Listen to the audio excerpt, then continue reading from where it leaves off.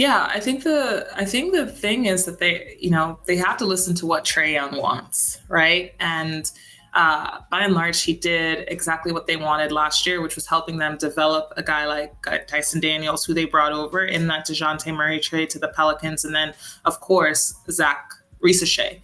And so I think now, from what Trae has, kind of communicated to the media in his exit interviews and some of the things that have come out, since the end of the season, is that he wants to win.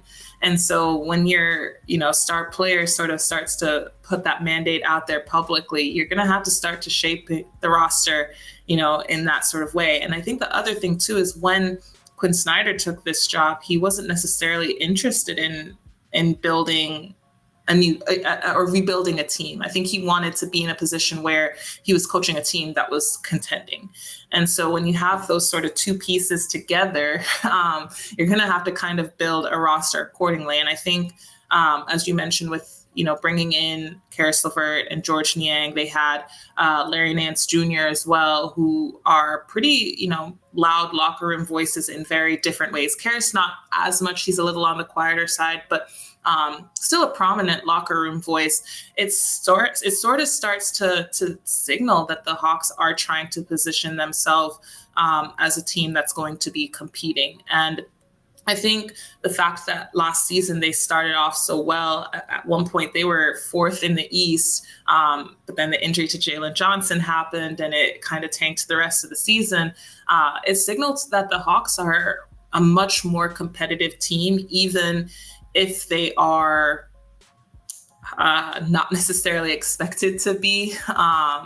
And so I think the big thing is, just sort of ensuring that they have the right backups to a guy like Jalen Johnson so that you don't have that drop off if he does get hurt. But of course, you're going to want him to be a lot more durable as you move forward. You're going to want to have, as you mentioned, the right backup point guard to Trae Young. And so I think the big thing is that, are they going to find that in the draft? A lot of the guys that are mocked to the Hawks are, either combo guards or bigs, not so many point guards outside of, I think Jace Richardson is one of the few true point guards that I've seen that's been mocked to the Hawks. But if I'm them, I would sort of look more toward a veteran to back up Trae Young, just because overall the roster is still so young. I mean, Trae himself is only 26. He's going to be 27 in September. So if they can find a solid backup that, can sustain some of those minutes when Trae takes his rest, then I think that's huge.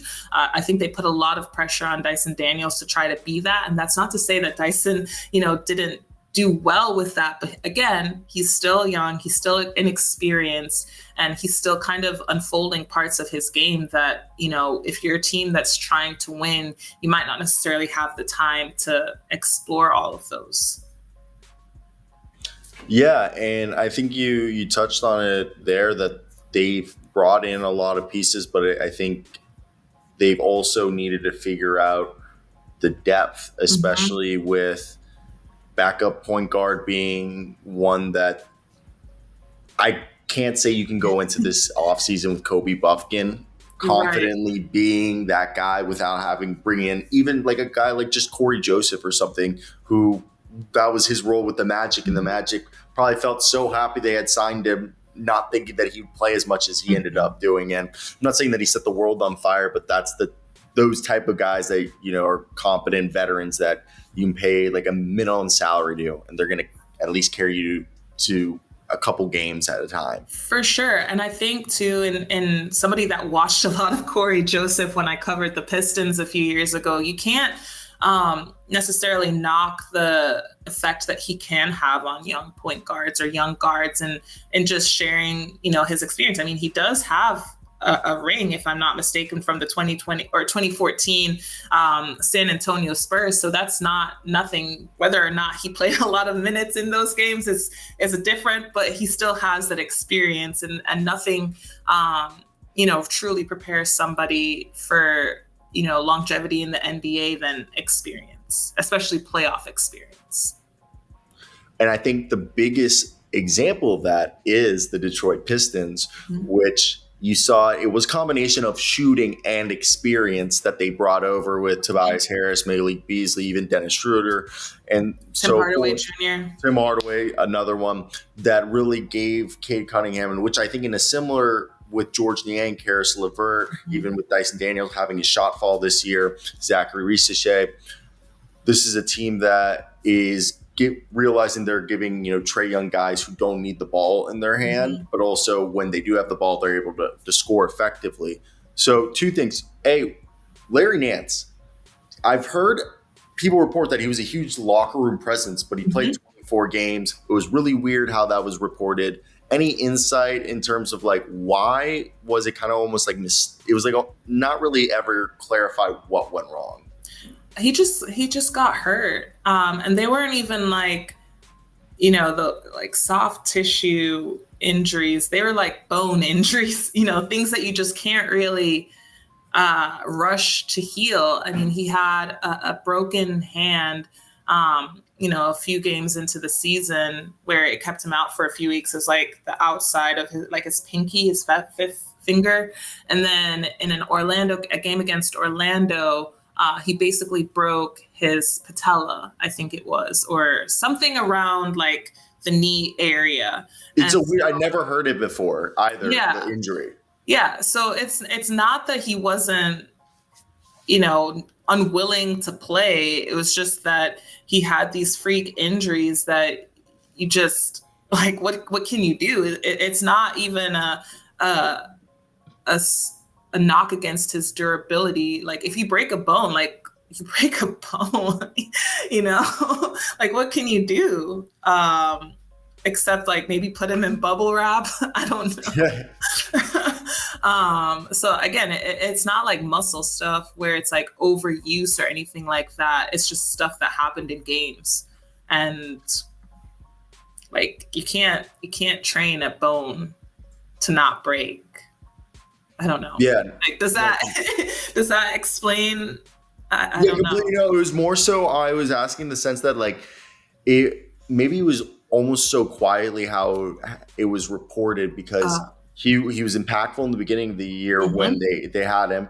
He has that like the pinky injury, like is out for a few weeks. It felt like comes back and then immediately like disappears again. And whenever he played, he was impactful, but then it was never like really like discussed like, how everyone kept bringing up, the shoulder injury for Jalen Johnson. Like we knew it was a shoulder injury, but like we just knew that Nance was hurt. So that's what I was more saying. Like, it felt way more quietly reported. For sure. I think too.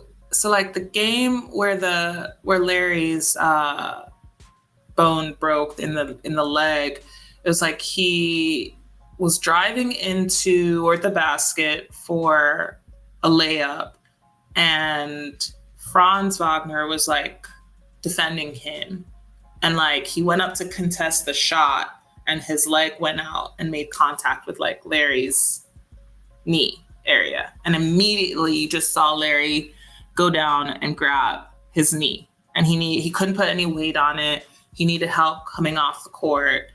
So it was just, I mean, I don't know, maybe because at that point the Hawks, it was like right before the All-Star break too, like literally like one game before the All-Star break.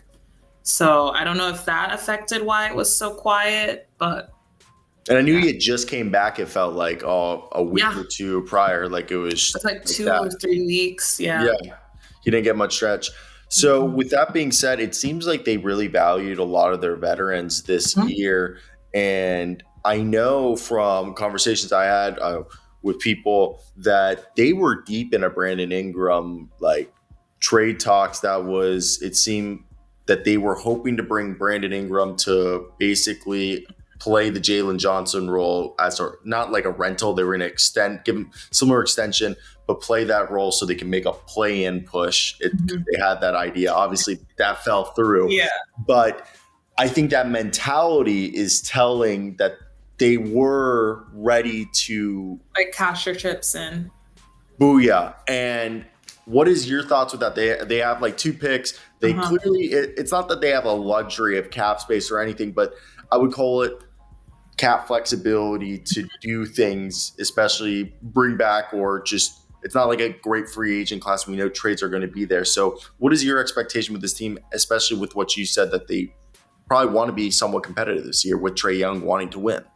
Yeah, I think they just have to be like very careful with it. I know a lot of people are super interested in a potential pairing between, like, say, Trae Young and Giannis, but I don't know if that necessarily is the smart move, just because of the situation with the draft picks after this year. You know, they were fortunate to get that extra pick from New Orleans in the DeJounte Murray trade, along with Dyson Daniels and Larry. And, Larry's on an expiring contract. He's going to be a free agent. And so he's one of the guys that I wouldn't mind if they tried to re-sign.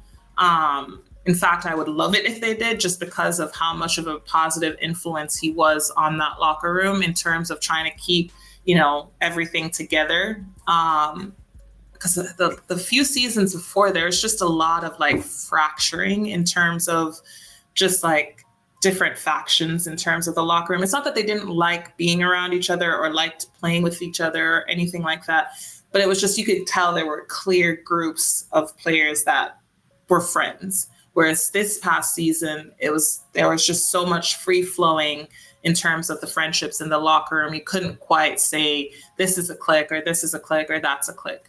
And so you need guys like that are going to create that sense of unity and camaraderie. And so, yeah, they do have, some cap flexibility, especially because they have quite a few trade exceptions that they need to use. They still need to use the DeJounte Murray one. They still need to use the one from AJ Griffin. I don't think they used all of that. And then they still have from Bogdan Bogdanovic. So, they have some flexibility, and I do think they need to be very careful with it. And if I'm them, you know, guys like maybe Moke, Kobe Buffkin, even Vit Krejci, Don Barlow, maybe those are the guys that you try to package into something and get some more veteran depth. But I don't know. You don't want to mortgage your future, especially when you don't have, draft picks over the next 2 years, or one of them is a pick swap. So, yeah, I don't know. I don't know what they're going to do. This team is definitely very confounding, because they haven't necessarily taken big swings in free agency. A lot of their big swings have been more so trades. And then the other thing is like there's a soft mandate about the luxury tax, and they've been very careful to stay under that the last few years. So if this is the year that they don't spare an expense, then this is probably the year, especially considering that Trae Young, is extension eligible. He also has a player option next season. So it's like, if you're going to do anything, now is the time to really start going in on it. Yeah, and I know the Hawks have been a luxury tax team twice only, in 2011 and in '03, I believe. '03 being the first year luxury tax was put into effect. So, with that being said, I think you kind of touched on it there. There's kind of the operation is through trades now. Teams are